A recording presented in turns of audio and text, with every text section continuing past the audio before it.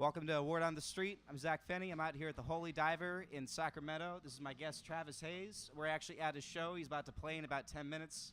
Hello. Travis, thanks Hello, for coming Internet. on. Yeah, man. Thanks for having me. Absolutely, man. So this is your record release weekend. You just released Sleepless on Friday on all formats, right? It's out everywhere now? Yeah, only took 3 years to...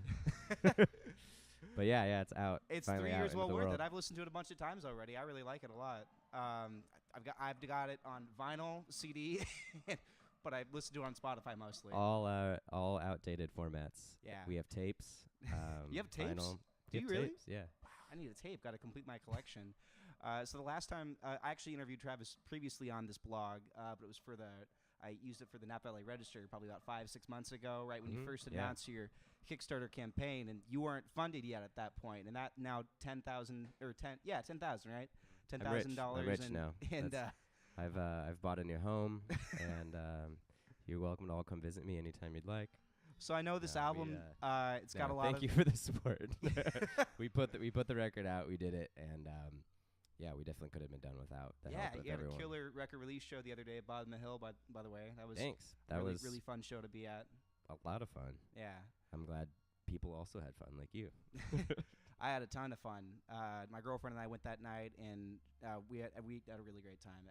Every band was really good, and you killed it. You really surprised me coming out with 20-0 as your opener for that one. I figured you'd start with something for the new album. It was cool. I dug that. Yeah, I don't know. We tried to throw some older stuff in there too. I don't know. It was that was the record release show. That was the most epic set that we will ever do. That was a super epic set. I think after we played it, we were like, that's a one and done. You got that was your first. set. That was your first show with the 5-piece band, right? Yeah. You've had a full band's other thing, but not 5 pieces with the keyboard and all. Yeah, the album. So the album has all of those elements on it, but the that was the first show that we've done live as a full 5-piece band. It sounded great, man. Especially Thank you. the songs where the keyboard's in the organ part in there. Everything sounded super full. I really dug that a lot. Yeah, Leanne Kelly, she's been doing the backing vocals and keys and tambourine. It's all the extra stuff that we couldn't ever fit into the live show. And you're doing a 5-piece band tonight too? Yeah, tonight will be 5-piece. Yeah. And all 5 of you were in Reno last night too? Yeah, we were in Reno last night. That's crazy. It's everything. You had a good time in Reno last night. Good show. Yeah. Oh man, Reno's the best. We love Reno, and Reno loves us. So as long as they want us to come back, we'll keep going back to Reno. Right on, man. Yeah. I know your album's got a lot of significant things that happened in your life. Obviously, your friend Karina passed away a couple years ago, and you've also gotten married in that time, and you've left San Francisco and you found another home in that. So lots of big life events. But yeah, all of the big life events. I feel like releasing this album has probably been sort of a big life event for you in the last 6 months too. Raising $10,000 on Kickstarter is not an easy feat. I've seen people try to do that and not succeed with it. A lot of people actually. So Yeah. I was just wondering, is the releasing or the just the process around this album, is this going to fuel more content for you as a songwriter in the future? Yeah, I mean, I think when everyone releases a new record, the last record I released, it felt like the beginning of a lot of things, and this album has felt like the end of a lot of things, in a good way. It's kind of wrapped up a certain chapter, giving some closure a certain to things. chapter of my life. Yeah, and giving a lot of closure, and and I think if people listening to that and connecting to those songs will connect to those songs in that way, because it's been a heavy few years for a lot of us, for a lot of people. Yeah. And so I think that that engagement with those songs and stuff is there, and I feel good that finally having it out into the world, and I'm just ready for the next thing, whatever that may be. I'm right on, man. I feel this is definitely a big step for us to just have this album out, and it feels good. Well, that's awesome, and congratulations again. Thank you. I don't want to take up too much of your time because I know you're about to go play a set, but I did want to give you something. This is a little wristband. It says, De Legite Opus, that means love your work in Latin. That's kind of the statement behind my brand and the motto. Dude, this is your slogan right here. Yeah, I know. So that's for you love to your rock. work. I got some stickers Dude, and some thanks. guitar picks for you too. I don't Thanks, give guitar man. picks to everyone. Just This the is people who good. play guitar. I'm But now fully endorsed by you. yeah, there you go. Sponsored. You can go put that in your Instagram bio. Is there anything else? Anything you want to?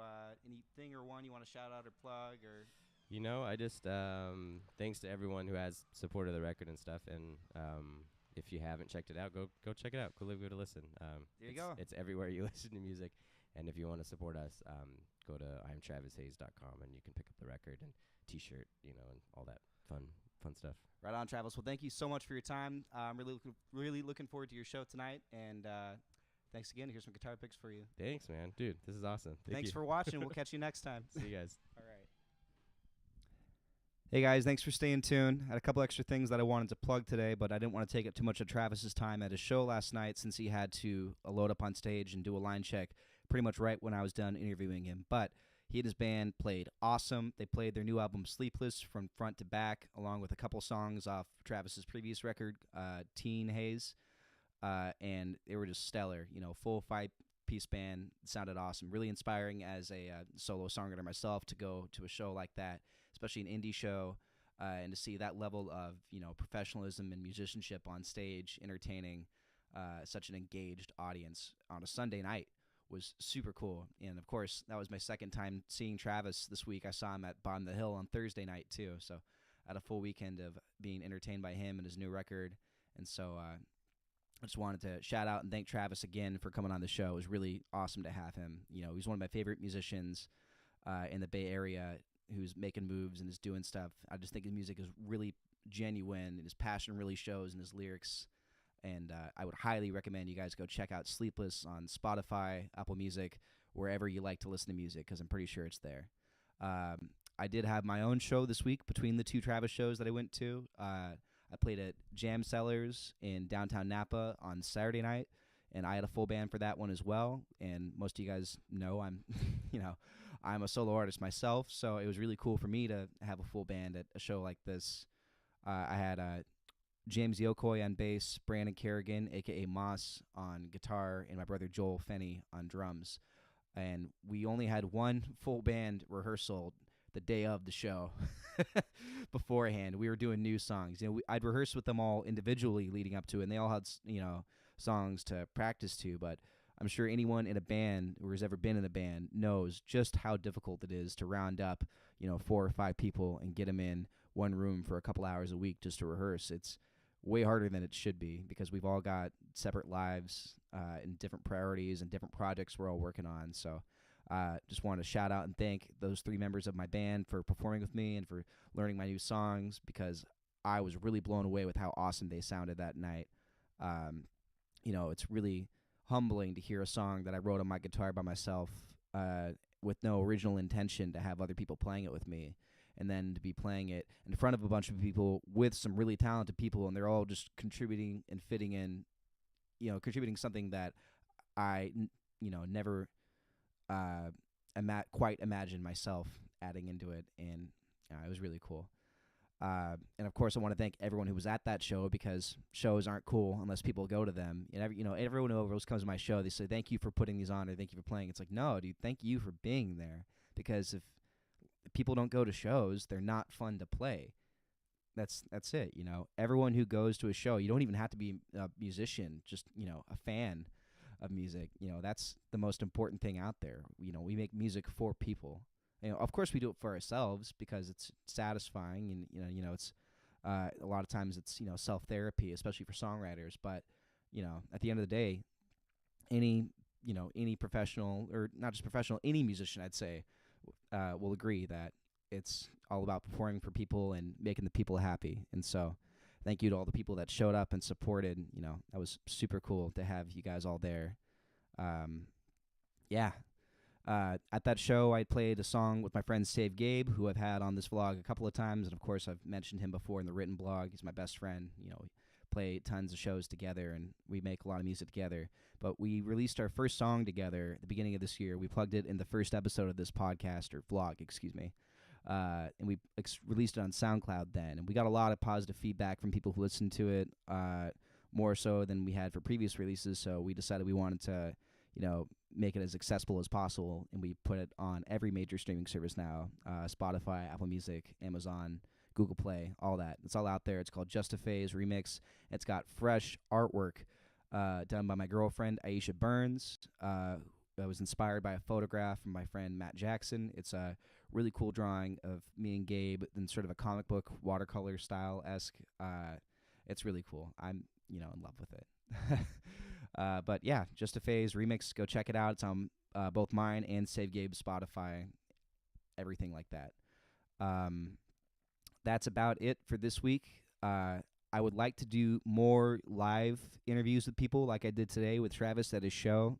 Going to more Bay Area shows and interviewing not just musicians actually, but guests too. I want to get people's reactions at things in the future.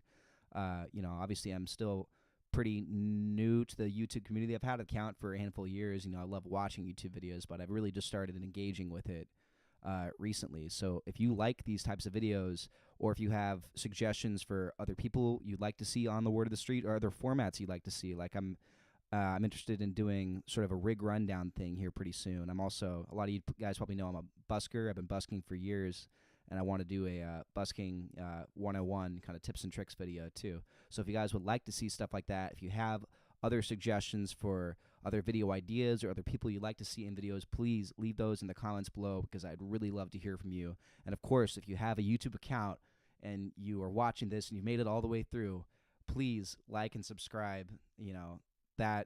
It's a little thing. It takes 2 seconds, and I get it's like, why is it such a big deal? But especially me as an independent creator out here, and every independent small-based YouTube person out here, I'm new to this thing, and I want to really grow and engage with as many people as I possibly can. And the way that a big way that helps is obviously I have to keep putting out good content, but I can only put out good content that people are letting me know what's good and what's not good. So if you don't like it, dislike it. That's okay.